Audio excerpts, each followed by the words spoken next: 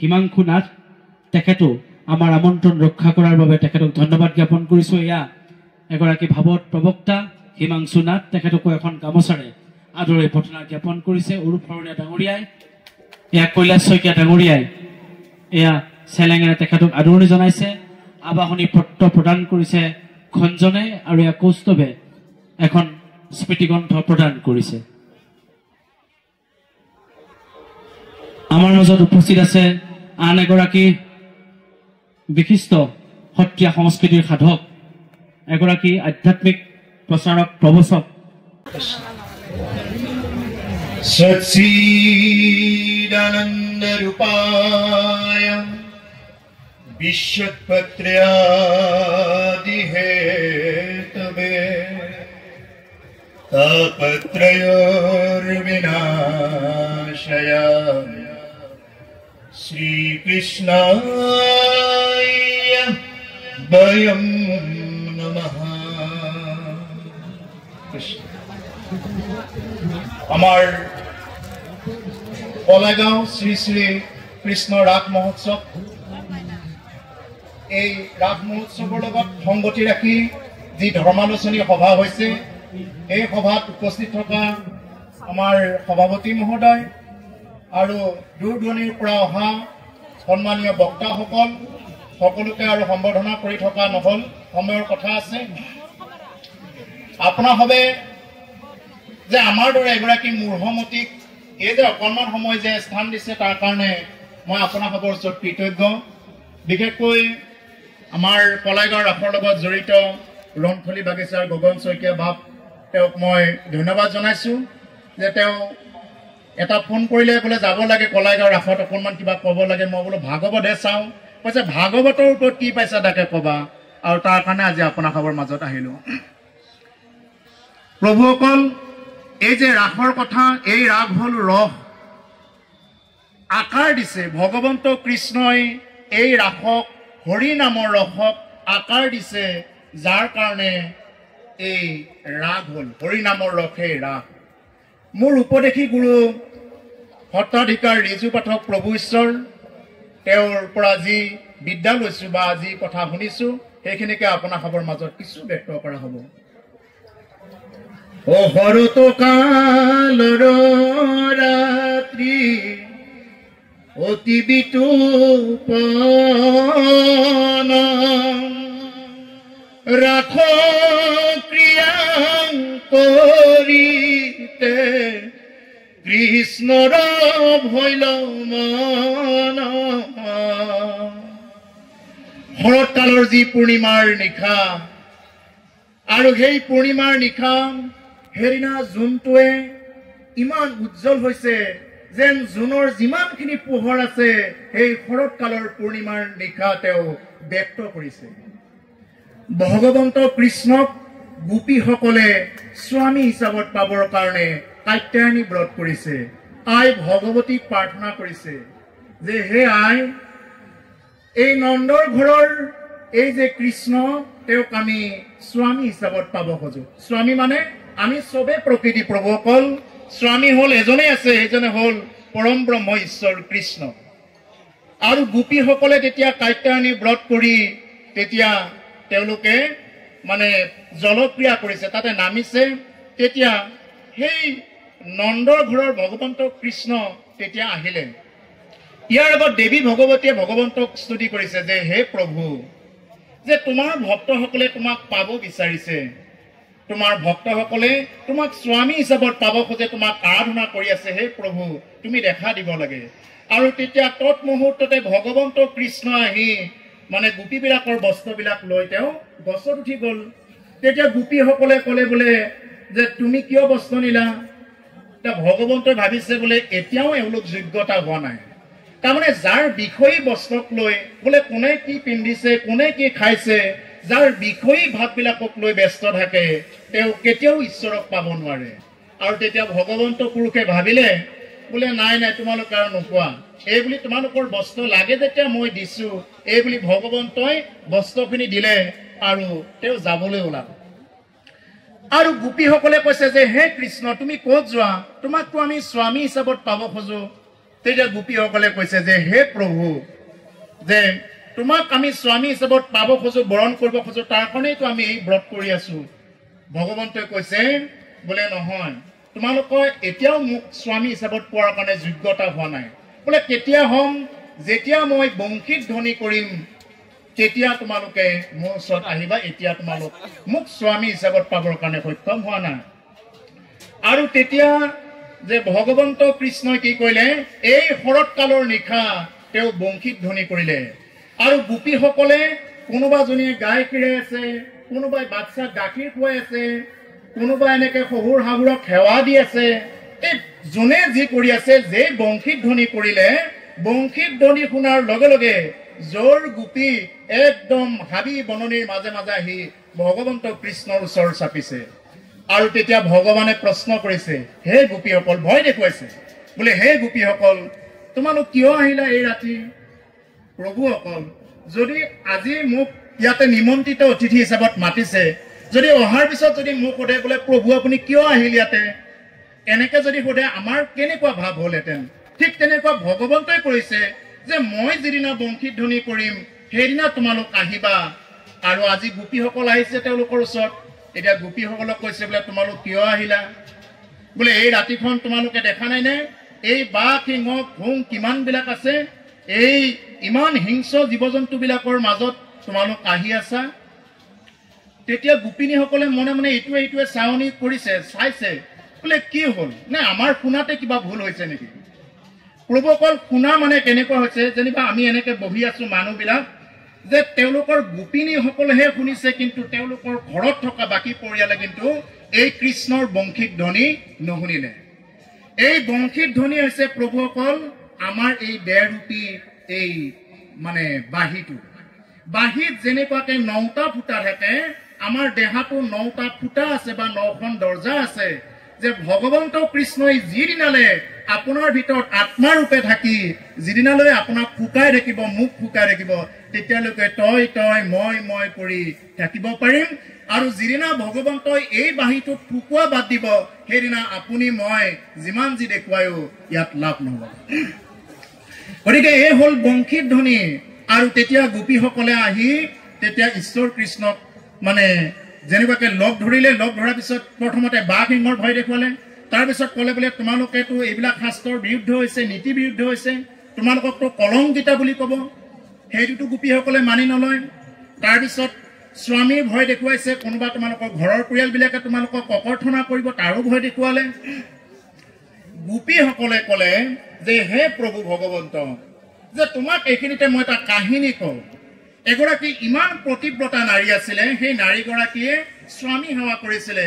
এতিয়া স্বামী বাণিজ্যত যাব ওলাইছে, বেপাৰত যাব ওলাইছে কিছুদিনৰ কাৰণে। তেতিয়া কি কৰিলে, যে আইগৰাকীয়ে ক'লে বোলে হে স্বামী, তুমিতো বেপাৰত যাবাগৈ, এতিয়া মই তোমাক যদি একো অৰ্পণ নকৰো তেতিয়াহ'লে মই একোৱেই নাখাওঁ, একোৱেই গ্ৰহণ নকৰো। তেতিয়া সেই স্বামীগৰাকীয়ে কি কৰিলে, দীক্ষা ঠাইলাখ তেওঁৰ নিচিনা এটা ৰূপ আনি ঘৰৰ মজিয়াত স্থাপন কৰি দিলে। আৰু দিয়াৰ পিছত কি কৰিলে, ক'লে বোলে এইটোৱেই মই বুলি ভাবি তুমি পূজা সেৱা কৰিবা। এইখিনি কথা গোপীয়ে ভগৱন্ত কৃষ্ণক কৈ আছে। আৰু যেতিয়া নেকি মানে ক'লে যে স্বামী আহিল, আহি দুৱাৰত টকৰ দিলে, বোলে কোন? বোলে মই। কোন মই? তোমাৰ মই। তোমাৰ মই বুলি কোনে ক'ব পাৰে? যি নেকি আপোনজনহে ক'ব পাৰে বোলে মই তোমাৰ মই। আৰু তেতিয়া লগে লগে এতিয়া গোপীসকলে ভগৱন্তক প্ৰশ্ন কৰিছে যে হে প্ৰভু, যে এই যদি এই পূজা কৰি থাকে, যদি দৰ্জাখন খুলি নিদিয়ে, প্ৰকৃত স্বামীয়ে ভাবিব বোলে এওঁ কিয় দেৰি হ'ল দৰ্জা খুলি দিয়াত, এই বুলি সন্দেহ কৰিব পাৰে। এতিয়া কি কৰাটো ভাল হ'ব, আপুনি উত্তৰটো দিয়ক। এই বুলি কি কৰিলে, যে ভগৱন্ত কৃষ্ণক গোপীসকলে প্ৰশ্ন কৰিলে। আৰু তেতিয়া ভগৱানে ক'লে বোলে আচল স্বামী আহিছে, যেতিয়া নকল স্বামীক পূজা কৰি কি হ'ব? আচল স্বামী আহিছে, আচল স্বামীক এতিয়া দৰ্জাখন খুলি দিলেই হ'ল। আৰু তেতিয়া গোপীসকলে ক'লে বোলে হে প্ৰভু, যে তুমি আমাৰ হ'লা আচল স্বামী, আমাৰ আৰু বেলেগ স্বামী নাই। আমাৰ বাকী প্ৰভুসকল যিমানবিলাক আমাৰ আইসকলৰ স্বামী বৰণ কৰি লৈছে ঘৰত, এইসকল হ'ল বিষয়ী স্বামীহে। দ্ৰৌপদীৰ 5 গৰাকী পতি থকাৰ পিছতো ভগৱন্ত কৃষ্ণ স্বামীহে ৰক্ষা কৰিছে।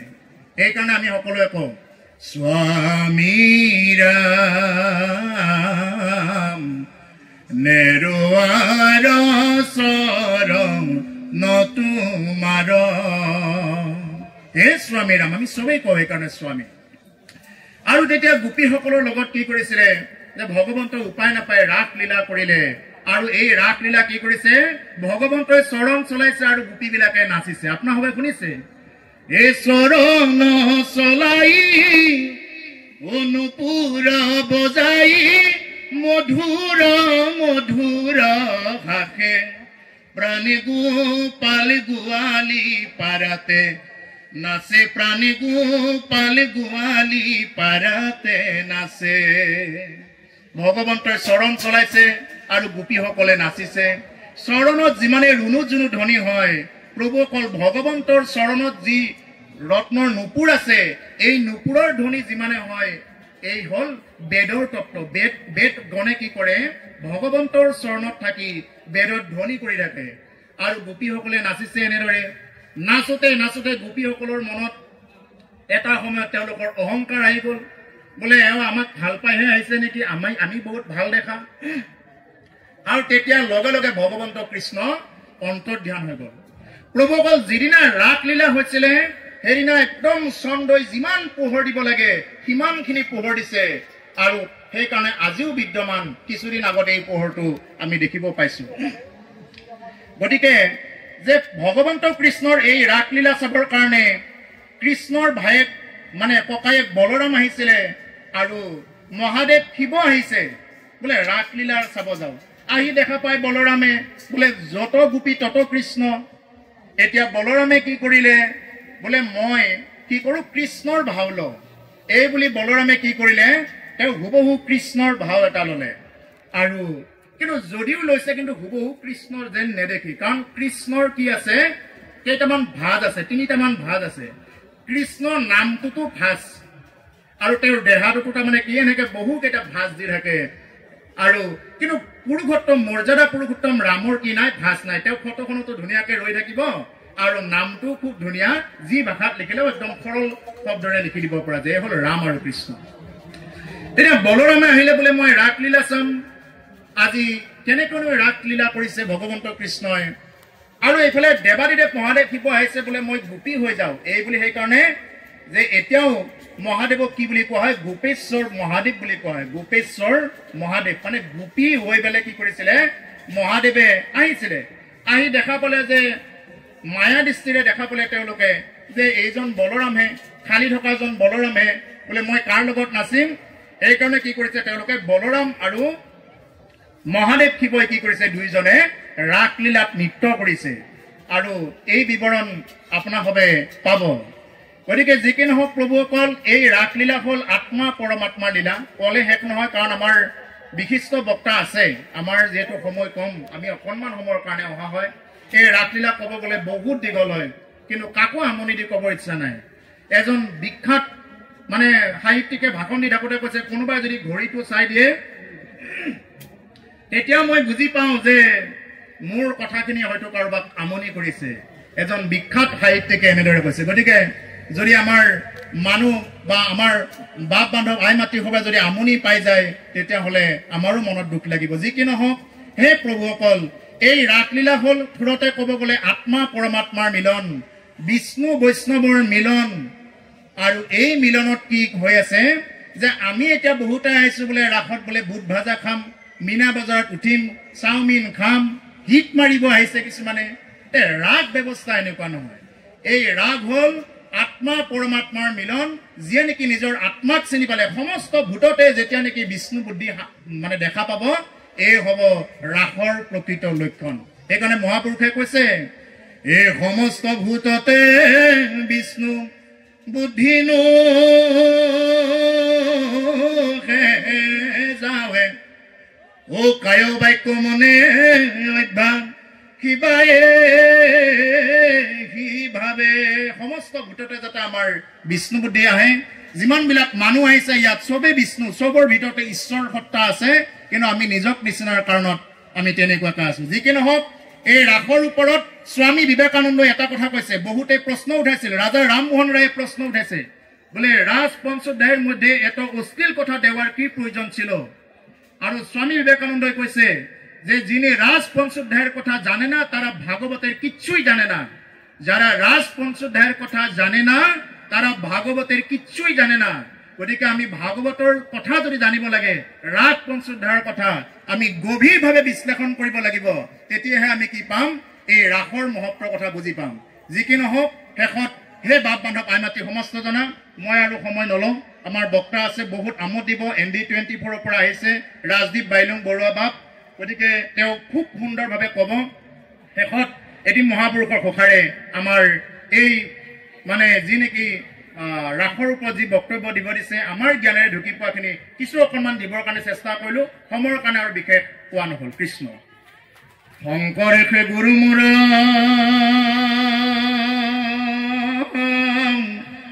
প্ৰিয়তম আত্মা হৰি, শংকৰত পৰে নাহি আন। ও ইহকালে পৰকালে শংকৰে গুৰু মোৰ শংকৰক স্মৰি যাওঁ প্ৰাণ ৰাম, শংকৰক স্মৰি যাওঁ প্ৰাণ কৃষ্ণ। জয় গুৰু শংকৰ। আমাৰ আন এগৰাকী বিশিষ্ট অতিথিৰ বিজ্ঞান প্ৰশ্ন সম্বলিত ভাষণ আপোনালোকে শুনিছে। তেওঁ ৰাস তত্ত্বৰ ওপৰত যি ব্যাখ্যা দাঙি দিছে সঁচাই মনোৰম হৈছে আৰু তাত্বিক হৈছে। জয় জয়তে সেইগৰাকী বিশিষ্ট অতিথি মাননীয় আমাৰ হিমাংশু নাথ বিশিষ্ট ভাগৱত প্ৰবক্তাক মই শ্ৰদ্ধা জনাইছোঁ আৰু জয় জয়তে ভগৱানৰ চৰণৰ সুস্বাস্থ্য আৰু দীৰ্ঘায়ু কামনা কৰিছোঁ। আৰু এতিয়া পৰৱৰ্তী কাৰ্য